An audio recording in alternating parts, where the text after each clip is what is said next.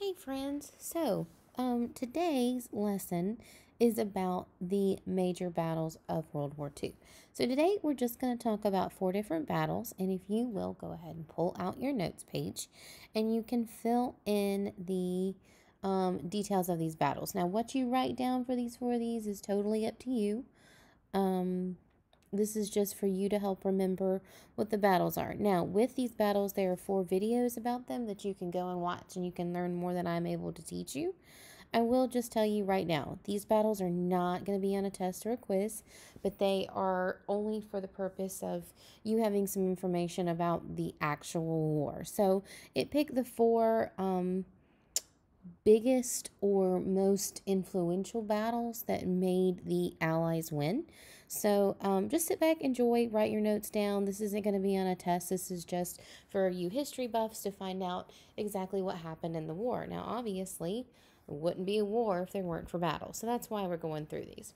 So the first one that we're going to talk about is the Battle of Midway. It happened on June 3rd.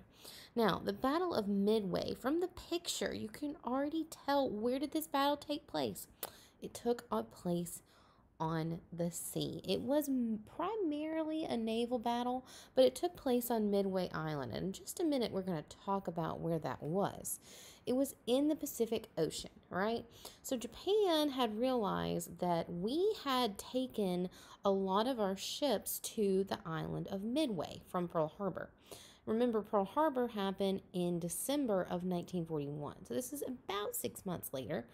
And they wanted to destroy the rest of our ships. We figured out their plan with our code breakers. Remember those Navajo Indians we talked about yesterday? They were able to figure out what Japan was talking about, and we were prepared for the attack when it came. Now, the Midway Island is right here, right? It's this little green area here. You've got the Hawaiian Islands here. So they had been trying to move the Hawaiian forces. Remember, the United States coast is right here that you can't see in the map. They had been trying to move the forces closer to Japan. Japan's going to occupy all of this space here because all of these little islands are going to be super important during the war. So they came in and they're going to meet right here. And surprise, surprise, we are actually able to win this battle. American flying planes called dive bombers destroyed 4 Japanese aircraft carriers. Japan retreated, and it was severely weakened their navy. So we're going to have the biggest winners of this battle were actually the men in not the Navy, but the Air Force that were able to fly in the planes, and they were able to drop bombs on the naval aircraft carriers, and it severely weakened their Japan's navy, and it made them retreat back to those tiny islands we were just talking about. This is an example of what that aircraft carrier would have looked like. There was just a movie that came out about the Battle of Midway. You probably won't want to watch it, but if your parents did, then they might have a little bit more knowledge about this battle.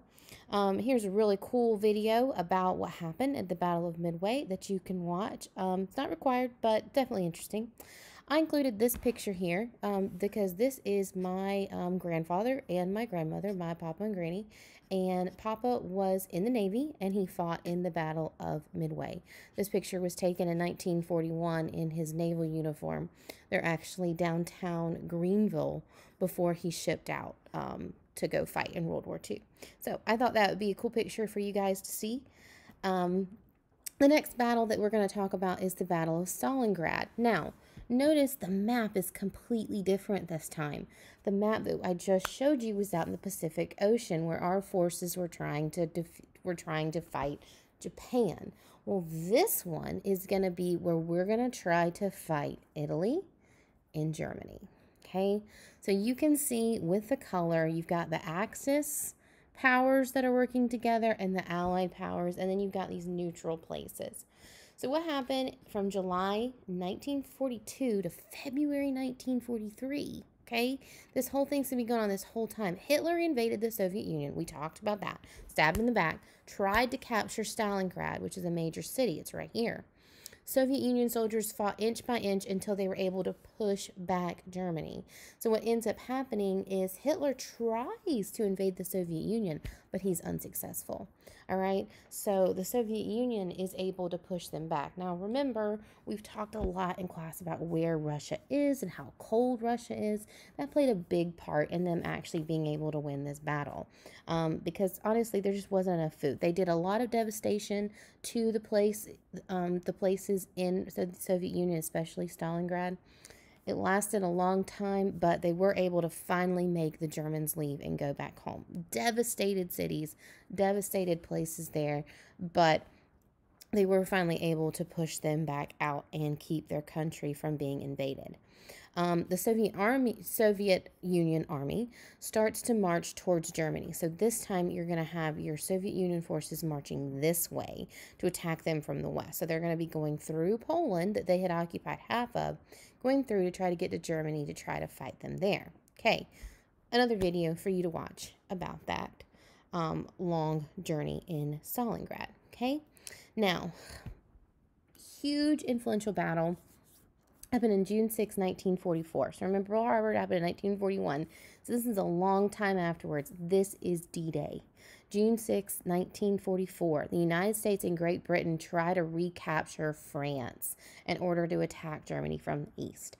So they came in, they landed at this little box. It was super scary.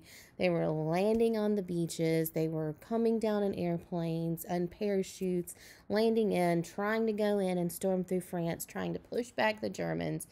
Super, super intense fighting as they were landing. Didn't really know they were dropping into enemy territory, so they didn't really know whether they were going to survive if they hit ground or not. So it was the largest sea invasion in world history. You had 175 soldiers and 6,000 ships invaded the beaches of Normandy, France. By that night, the Allies had captured the beaches. So they had gotten this little square of land, and they had to continue to push their way up and through to get to Germany, which is this right here. All right, so kind of a big deal there. All right, so you can see where in this picture you've got the Allied line on June 1st, and you can see these different cities that were damaged by the Allies' attack. So that was going to be finally them able to save France and get to Germany. There's your video about D-Day that you can watch. Definitely watch this one, even if you don't want to watch the other ones. That one's really good. Okay. D-Day, Battle of Normandy is probably one of the most famous battles that you're going to hear about in World War II. You're going to see pictures like this of the men being dropped on the beaches. They might have been on a carrier that dropped them out in the sea where they had to jump out, try to get to this land and not be bombed, not be bombed or shot at before they got to the beaches and were able to protect cover. You can see the men here. They're also going to be men that are going to be flown over the beaches and land more inward and drop down in parachutes instead of actually being brought in through the sea. You can see they've got lots of armor. They've got the stuff to take care of themselves for a long time because they don't know when they're going to get to actually be in a place where they might consider safe again. All right, next up is the Battle of the Bulge. The Battle of the Bulge happened when basically we're trying to get through this green line, right? So it's December 1944 to January 1945. After D-Day, the Allies pushed through France in order to reach Germany. So I told you they landed here in Normandy.